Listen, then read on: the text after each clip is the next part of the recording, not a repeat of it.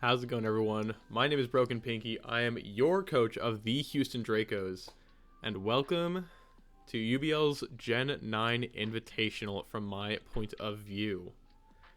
So, yeah, I'm making some draft league content again. It's been a little while, but I got invited to the UBL Gen 9 Invitational just to give kind of a recap, or just for anyone who isn't in the know that might see this video. The UBL is an Ultra Battle League, which has been going on for, I believe, it's been 18 seasons, and now, 18 seasons of VGC doubles draft.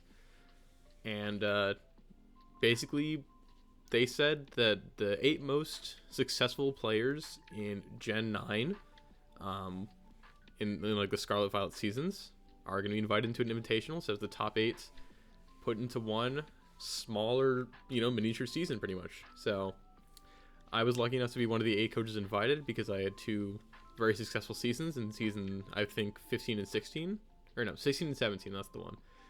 In season 16, I went 7-2, and I was the first seed going into playoffs. In season 17, I went 6-1, and was the first seed going into playoffs. And I had the best record in the league, like, by a good amount in both cases. And in both cases, I lost round 1 of playoffs 0-2 to a player that I'd beaten in the regular season. So I definitely want some redemption, and I want to, prove myself a bit more, because I'm not quite as tenured as a lot of these people are. 18 seasons, I only have 2 good ones to my name. So I want to play more doubles. I'm mostly a singles guy, but I've been trying to learn doubles a lot lately. And I'm pretty proud of the roster we got. Format for this is going to be national decks with Terra banned, so the draft board can load. This is kind of the board that we got. You can see some of the mons that got picked. It's an 8-player snake draft. I think it was like 110 points. You had to get 9 to 11 Pokemon. And again, Terra's banned is the big thing. So Megas are actually like worth picking now. Obviously not all of them got taken, but I think every team has a Mega. Some obviously better than others. You have your top tier ones, and then you have something like, let's look at a bad one. Mega Obama Snow. There we go. Ooh, Mega Absol. Perfect. Terrible Mega example. But, yeah. It's a nice little shake-up. I'm mostly a singles guy, like I said, but I've been enjoying VGC a lot, and I've been enjoying these drafts. So, let's go into Showdown. Let's talk about the team. So, pretty much, I was picked 6 out of 8. I had a few plans of what I wanted going into my first pick. And they were all based around 3 megas that I thought were really strong. I had a Mega Charizard Y plan, I had a Mega Kangaskhan plan, and I had a Mega Blastoise plan. Lo and behold, first pick of the draft is Mega Charizard Y. I think that's entirely valid. It's a very good Pokemon. You're pretty likely to get really good Sun guys, especially in an 8-player board. So makes sense that went first. Also in round 1, I think pick 3 was Rillaboom, which is a Pokemon I really wanted for my Mega Blastoise plan. So that sucked. So I was mostly between Blastoise and Kangaskhan for my first pick. And we'll just do it in here. And I was just going back and forth. I was like, which one do I want? Which one do I want? I ultimately settle on going with not Blacephalon. I go for Blastoise. And we're going to make this guy level 50 because that's what we're playing at. So comparing this guy, and we'll just bring up Kangaskhan for sake of comparison. Anyone who knows anything about Megas in VGC should know that Megas Kangaskhan is absolutely broken. Parental Bond is a silly ability. It has Scrappy before Mega Evolving, so it can fake out a Ghost type. Super good move pool. Hits hard, has good bulk, all that stuff. Blastoise, not typically on that same caliber. It was 20 points on the dock, but like, why? That's because of the format. This is a National Dex format, as I said before. That means Blastoise gets one move that it normally doesn't have access to, and that one move totally changes how this Pokemon is played and built with, especially in a draft setting where you can customize what you bring each week. That move is Follow Me. Now, for those of you who don't know, on that season 17 team I was talking about, where I went 6-1, it was a Mega Blastoise team. Mega Blastoise was my first overall pick. I thought it was the best Pokemon on the board. I was young and dumb. And I said, I'm picking the best one on the board. I'm going to go 6-1 with it. I think it got 20 kills. I don't remember. It might have been just shy. It was like the number 2 kill leader in the league. It came to all of my games. It was a great support mon, great killer. And I basically said, I'll run it back. I think I can make a better team than last time. And also, the next format after this is probably going to be Pokemon Champions. And I don't think I can use Blastoise again in Champions with Follow Me. I think it's going to lose Follow Me for good, which is fair.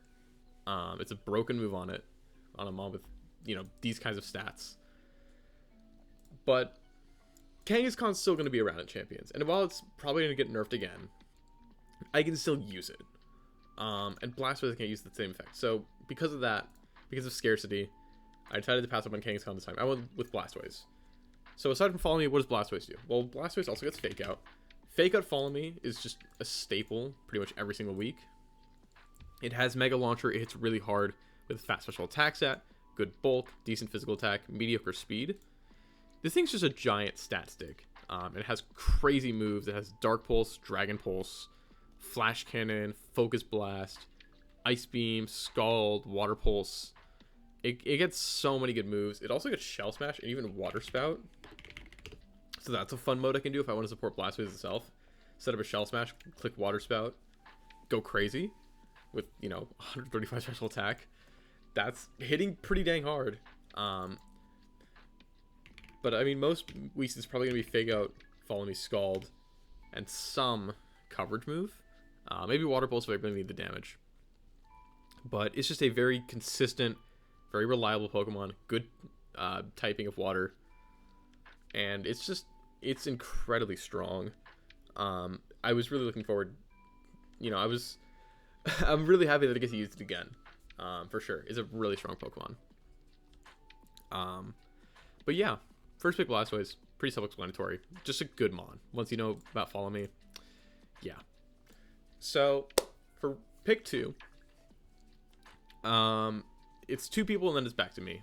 So, pick 7, pick 8, pick 8, pick 7. It's a snake draft. You know the vibes. I'm not really I'm pretty sure of what I wanted before the draft, and it does make it back to me. Big thing that fell short with me for Blastoise was I felt like if I had a bad Blastoise matchup, it was a bad matchup in general.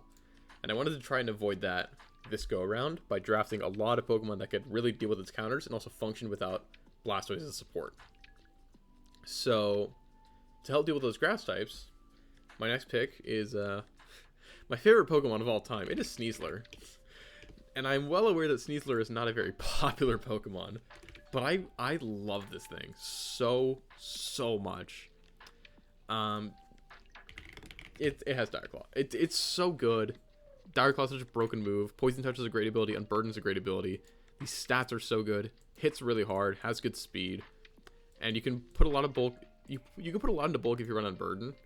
Especially with like one of the terrain boosting seeds, which gives you even more bulk. So this thing is just a monster. It has another Fake Out, so I already have dual Fake Out to go with my Blastoise. Close combat hits super hard. And I have any choice in my last move. I can go Switcheroo, I can go Protect, I can go Throat Chop for coverage, I can go Acrobatics, I can go Swords Dance. This thing just gets a ton of good moves. It gets Taunt. It can set it can Status Spread as well with Toxic if you don't want to go for Dire Claw already for whatever reason. It doesn't have the most moves of what it can do, but it can just do so much damage and cause so much chaos with Dire Claw that I'm just really looking forward to it. Because you're gonna notice a theme in my team in general is that I have a lot of status, and that really started with Sneasler. I want to have a team very hacks positive to where like I'm rolling the dice every turn, but it's more and more likely the dice roll in my favor as time goes on. So I got Sneasler second. Super duper excited about this one. Pick 3, funnily enough, was actually probably one of the last Pokemon I decided I wanted on this team. I think second to last, if not the last one. By the way, I should just say quick shout out to Fat Rat, one of my fellow coaches in this league, for helping me build this team and, logic out once stuff started going wrong, because spoiler alert, stuff goes wrong. But yeah, he helped me a lot, and it was actually, you know, he was the one who's like, I think this guy fits on this team well, because I wasn't really sure. So for pick 3, it's Dragapult. I mean, obviously, Dragapult is obviously a good Pokemon. Icy Sneasler, I think of Dragapult. These two are the BS brothers of Reg H. Again, stupid stats, insane speed, good attack, good enough special attack. Really good abilities, especially Clear Body, but Infiltrator's solid and Curse Body is usable. But the real draw of Dragapult is the moves. I thought something with this speed is elite as both an attacker and a supporter. Because, you know, attacker, you have Dragon Darts, you have all the special coverage in the world, you have, you know, Psychic Fangs to break screens, you have Phantom Force, which could be run with a Power Up set. And on the supportive side, it has Thunder Wave, U-Turn, Will-O-Wisp, Dual Screens, Breaking Swipe. It just has so many things you can do. Disable, Curse. Dragapult can really do it all. It's just so fast, it hits so hard. And it has such a good move pool that, like, it can be tailor-made for just about any matchup. And it matches up so well with Sneasler, because Sneasler deals with the fairies and the steals that this thing doesn't want to deal with. And this guy, it's just a delete button. So yeah, I wasn't sure about Dragapult. It was the last one, but it just slotted in so well. Gives me a Ghost type, gives me a Dragon type, which the plan had previously lacked.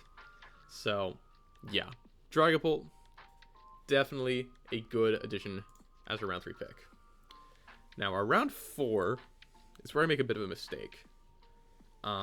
It's not with the Pokemon, it's with the order. Because the big thing about drafts is you don't know when certain monsters are going to leave the board. And there was a Pokemon that I was really hoping to use that got taken from me in round 4 that I should have taken instead of this guy, but that's the game we play. I'll talk about it more later. Our next pickup is going to be Crocodile.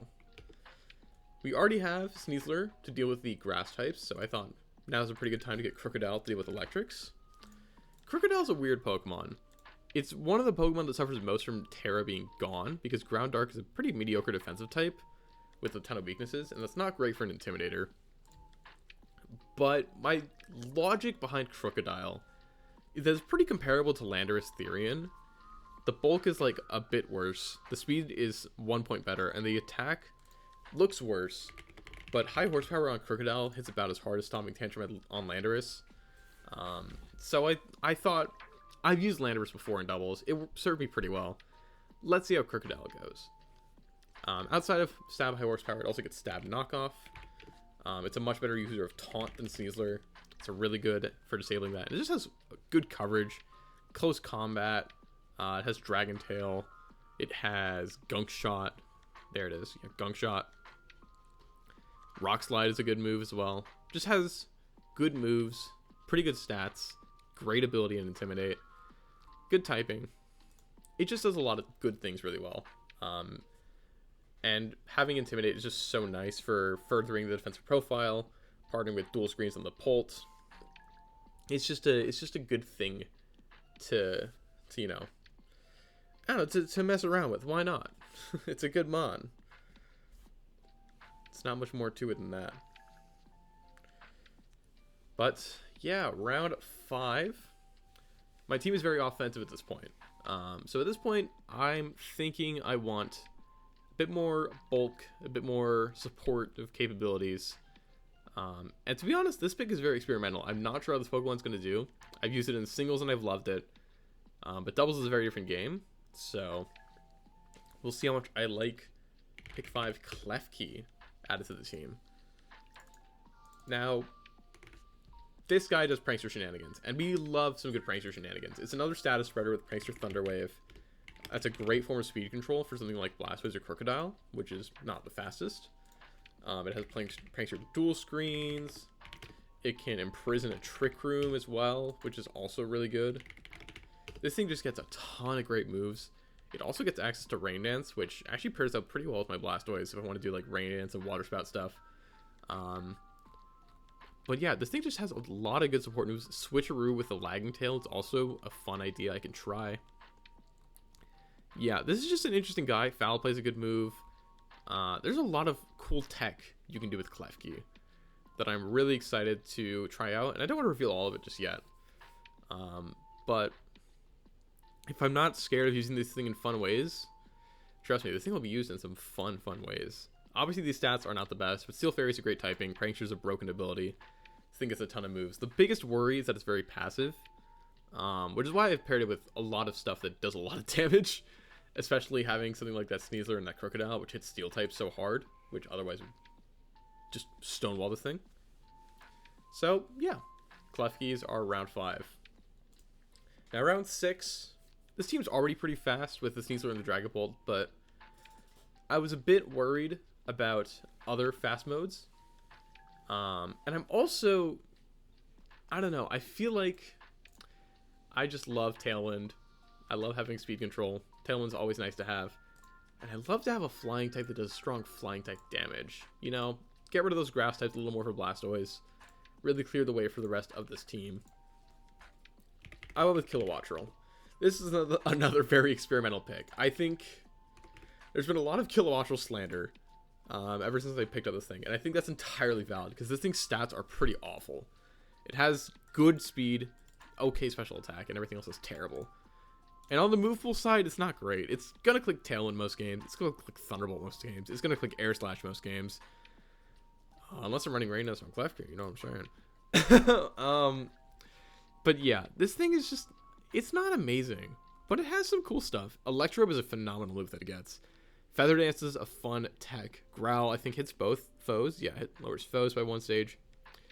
It gets Weather Ball as well, I believe. Yeah, Weather Ball to pair with the Rain that Klefki might set. And it has 3 interesting abilities. Wind Power, Volt Absorb, Competitive. All of which are varying degrees of usefulness. Competitive is not the most useful when I have a Dragapult that's naturally immune to Intimidate as a standard physical attacker, but it can definitely come in handy. Volt Absorb for an electric community is nice. And Wind Power, pretty mid ability, but I mean, it does some things, I guess. But yeah, I'm not super high on Kilowattrel. It's just okay. And I understand that I paid 11 points for an okay Pokemon. By the way, I didn't really talk about my budget, just because, to be honest, it didn't really matter. This guy was like 20 points, this guy was 17, this guy was 18, and then 11, 11, 11. In theory, I'm burning through my budget, but like I've budgeted this well so that I got a lot of really expensive Pokemon, and then I just got 2 guys at the end. But yeah, this is the very experimental part of my draft, if you couldn't tell. Like, the first 3 I knew were good, and then I said, you know what, let's experiment with some stuff, let's see what's good. I still believe in these Pokemon, but we'll try some stuff out. We'll see what I like, what I don't like, and we'll move on from there. Speaking of moving on, our round 7 pick. Round 7 is where I make up for that mistake earlier. If you remember at the beginning, I said I really wanted Rillaboom round 1. That got taken. My next plan was to get Thwackey, which is Baby Rillaboom. However, that got taken in round 4, which really upset me, because I really wanted Grassy Terrain on this team. I thought Grassy Terrain was by far the best terrain on this team to pair with something like Terrain Pulse on Blastoise and Unburdened Sneasler. And at this point, Rillaboom's gone, Thwackey's gone. I have one option left. That is Tapu Bulu. Now, let's get one thing clear. This is not a very good Pokemon. This is not a good Pokemon by most metrics. It's got decent numbers. HP's a little low. Grass Fairy is pretty bad typing, but it's just worse than Rillaboom. It's not as good as Thwackey. Because Thwackey, like, let's just pull up Thwackey. Like, these stats are worse. But I would argue that pure Grass type is better than Grass Fairy, especially when I can't Terra. A Violet gives it better bulk. And this thing would be another Fake Out guy. It gets U-Turn, it gets Knockoff, it gets Grassy Glide. It just gets a lot of stuff. But Bulu isn't without its advantages. And the big thing, I want to say this as well. If I could have gotten Thwackey, that would have saved me enough points where I could upgrade Kilowattrel to Zapdos. And having Zapdos on this team instead of Kilowattrel would be so nice. So incredibly nice. But I didn't do that. So, whatever. Okay, fine. We don't need Thwackey. Get out of here, stupid monkey. We got Tapu Bulu. What does this guy do? This guy clicks Woodhammer. You see that big fat attack stat? It clicks Woodhammer and it deletes you. Like, it deletes you. 200 attack Woodhammer? Now, is that the highest attacking stat on my team? It actually is. It is the highest attacking stat on my team. No, I have Blastoise. I forgot. Yeah. But grassy terrain Woodhammers, pretty freaking strong. This thing has good coverage. It has CC. It has high horsepower. It has Mega Horn. It has Rock Slide, I believe. Yeah. And Stone Edge. The big thing that this thing has is Nature's Madness. Nature's Madness is a pretty sweet move. I cut half damage of everything. That pairs pretty nicely with Kilowattrel, which hits pretty hard. Now it's starting to get KOs. Pairs well with Dragon Darts guy. Pairs well with Water Spout in the end game. Sneasler outspeeding with Unburdened. Like, Nature's Madness is actually pretty nice for this team. Also gets Leech Seed. Another cool move. Adds to more of the bulk. If I can get some dual screens up, I can get Leech Seed up. And I'll be in business. It's kind of hard to set this up because this guy has like 7 weaknesses, including a quad weakness to poison, and you'll learn very quickly everything on their mother gets poison jab. But I wanted grassy terrain on this team, so I get Terrain Pulse with Blastoise. That's another move I didn't even mention. Terrain Pulse, super good. And I can run Grassy Seed on Burden stuff with Sneasler. Threaten that as a mode.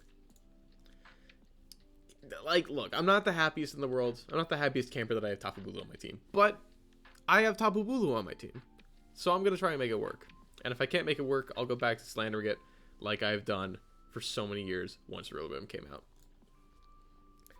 Now, round 8 is the last real Pokemon on this team. Also, by the way, let's just talk about Tapu Bulu as well. I have 2 Fairy types on this team. Neither of these guys click Fairy moves. That was kind of stupid of me in hindsight. Because a Fairy type is a Fairy type that clicks Moonblast. If it doesn't click Moonblast, it's not a Fairy type. That's how my brain works. These two click Dazzling Gleam off of 85 and 80 special attack. My team is entirely lacking in Fairy type damage. If that's something that I want, I'm not getting it. Oh well. It's okay. I'll make do because I'm a gamer. Round 8. I have the fire and the grass. Or no, I have the water and the grass. I have dragon, fairy, steel. I have, the fighting type, the dark type, whatever. I have most of the types that you'd want. Electric, flying, ground. I have most of the types that you would want in a draft. Big one that I'm missing that I always like to have is fire. And there's a fire type I really love. It's called Chandelure. I had it the last time I took Blastoise. And I was really tempted to go with Chandelure again. And then I chose not to, because I already had a Ghost type with Dragon Ball, so why would I do that? Instead, let's get some redirection. Let's get Magmortar. Let's get Magmortar in the swing of things. Yeah! Magmortar is an interesting guy. I could have upgraded this to Magmar, by the way. Magmar is a point more. I could have upgraded to Magmar, and I had a free Violet because it didn't have Thwack anymore. I went with Magmortar for a few reasons. One, I budgeted my points incorrectly. I thought Dragon Ball was 19 points and not 18. Oops. So I didn't know I had an extra point to play with, but that's okay. Once I realized it, I still was like, I want Magmortar more. Big reason is that special attack stat is super nice. 125, hits super duper hard with Heat Wave. And I do not want this guy to be passive.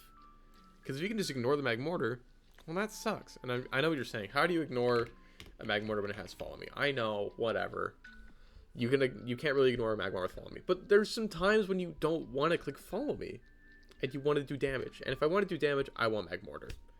Plus, this guy just gets some funny moves like Thunderbolt and Scorching Sands. So, like, this thing can be okay offensively. And my main idea was pair this with Blastoise. I get 2 Follow Me Pokemon that actually have pretty good type synergy. So if I want to run offensive Magmortar one week, I can do Follow Me Blastoise. And one offensive Blastoise, I can do Follow Me Magmortar. And, one gets rid of the water type attacks, one gets rid of the grass type attacks. I think it works well together. Magmortar is another proponent of bullshit through Flame Body, which is super duper nice. And just to spoil things, this is the main 8. Look at how much status is on this team. I have Discharge for 30% Paras. I have Thunder Wave. I have Thunder Wave and Will-O-Wisp. I have Dire Claw and Poison Touch. I have Scald Burns. I have Flame Body and Lava Plume and Flamethrower and all that. And Will-O-Wisp just raw. This is a team that is very hacks positive, as Colin Hire would put it, the Battle Room. If you're watching this and you don't know who the Battle Room is, stop watching this, go watch the battle room. That guy is really good at Pokemon. But basically what that means is, you know, like I said, I'm rolling the dice, and the dice are very likely to roll in my favor because I'm just rolling it so much. You know, if I click Dire Claw with the Poison Touch Sneasler, I status 70% of the time, and 30% of the time, oh no, I just hit him with a Poison Jab. Which is like reasonably strong stab damage off 130 attack. And that's just kind of the dice that this whole team rolls, which, you know, I thought was kind of fun. I wanted to try it out. It's very different from my normal style. My normal style, just heads up, is Tail Room. I usually like having Tailwind and Trick Room. This team doesn't really have Trick Room. It has Klefki, which can Trick Room if my opponent's not expecting it, and can Imprison, all that fun stuff.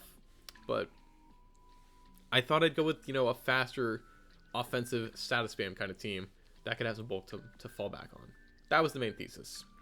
Anyway, at this point I have 2 points left and I am memeing. I picked Beedrill so I can post the funny gif into the draft channel. That is literally the only reason I have this guy on the team. He will never leave the Pokeball unless I feel like styling on someone, and in this format I can't really afford to style on anyone, as we'll talk into later. The last one, Hippopotas, is actually, I did have a reason for this guy. If you'll remember, I said that Charizard Y was the first pick. And I basically took Hippopotas to say, okay, here's my answer to the Charizard Y matchup. It sets Sand instead of Sun. It turns off Solar Beam entirely. And it actually lives Charizard Y Heat Wave into Specs Flutter Mane Moonblast most of the time. So that is what Hippopotas is here for. And of course, I am not paired up against the Zard Y team in any of my games. So that's just great. All said, that's the full roster. That is your Houston Dracos for the season. And let's just talk a little bit more about the format. So here are all the teams. This is my team here. I would say that this team is solidly pretty good. Better than the last Blastoise team I had. Definitely experimental, but I think it has good fundamentals. And I think even if some of the individual mons aren't the best, I think it's definitely greater than the sum of its parts. But basically the way that this league is going to work is that there are 2 pools of 4 coaches. Because we wanted this league to be pretty fast. I think it's 5 weeks total. We have 2 pools of 4 coaches. And then the top 2 from those pools will make it to playoffs, where it's, you know, a standard bracket style, we crown 1 champion. So it's a 5-week season total, if we can make it there. We're guaranteed 3 group matches, and the 3 people in my group with Pinky is Capybara, Gig, and Fat Rat, which means the other pool is Lord Nobody, Winda, Canner, and Big E. Now, something you might notice, Lord Nobody is the Charizard Y team that I was talking about. So I don't get to use the Hippo. Very sad, I know. Broke my heart. Something else you might notice, if you look at the 4 teams in, we'll call it Group A, which is Nobody, Winda, Canner, and Big E. On the whole, they're not quite as good as the teams in Pool B, which are myself, Kathy, Gig, and Fat Rat. That's just my humble opinion, but most people agree with that. I think that, yeah, I think it's pretty clear that Pool B has the better teams than Pool A. And we're stuck in the lion's den with the better teams, but that's okay, because that means we're gonna defy the odds and we're gonna be the goddess gamers of all time. But yeah, that is pretty much what we have to go for. So yeah, we're guaranteed 3 weeks of the regular season. Week 1 is against Kathy, week 2 is against Fat Rat, week 3 is against Gig. And if we manage to make it to playoffs, we'll have some playoff games. But with that being said, thank you for watching this little draft breakdown. I hope you guys enjoy the rest of your day. Shout outs again to a Fat Rat and Winda.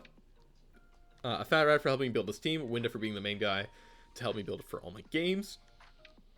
And yeah, I'll catch you guys in the next one, which is actually going to be our first battle tomorrow when this comes out. So this should be coming out on Saturday, January something or other. And that means that our first game versus Kathy comes out Sunday, January who cares. So yeah, thank you guys so much for watching. Have a good one. Stay safe. Peace out.